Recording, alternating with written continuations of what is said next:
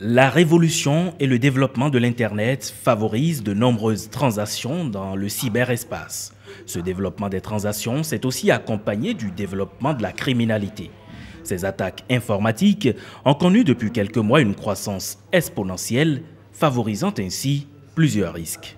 Risque de perte de nos données personnelles, risque de vol de ces données. Vous pouvez recevoir parfois des emails où on vous dit qu'il y a, c'est le nouveau site ou le nouveau lien vers le site web de votre banque et qu'il faut aller saisir vos données de login pour vous connecter parce que mais ça a été perdu. Et ces gens vont simuler plutôt le site web d'une banque, d'une institution financière. Et lorsque vous connectez, que vous mettez vos données parce que vous pensez que c'est votre institution financière, écoutez, vous donnez vos données au groupe terroriste ou au groupe de hackers qui vont les utiliser pour se connecter et aller prendre vos sous, pour faire des connexions. Après, il y a des groupes plus organisés qui vont s'attaquer à des institutions. Si on prend le système SWIFT qui permet de faire les virements interbancaires, le système SWIFT a subi des attaques aux États-Unis. Avec la multiplication des cyberattaques, plus qu'une prise de conscience, c'est un devoir pour les États, les entreprises et les organisations de se protéger contre les cybermenaces dont les conséquences peuvent être dramatiques. On a déjà plusieurs cas d'escroquerie.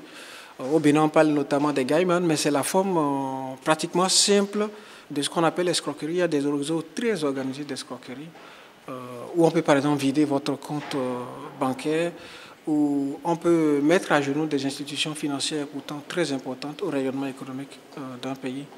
Selon le rapport 2016 sur la cybersécurité, les pertes des pays africains liées aux cyberattaques sont au moins de 2 milliards de dollars.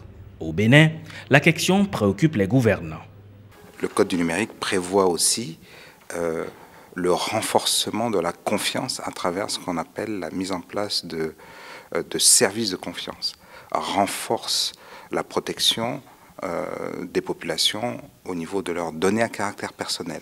Donc il y a un faisceau d'actions qui vont contribuer à cette sécurité.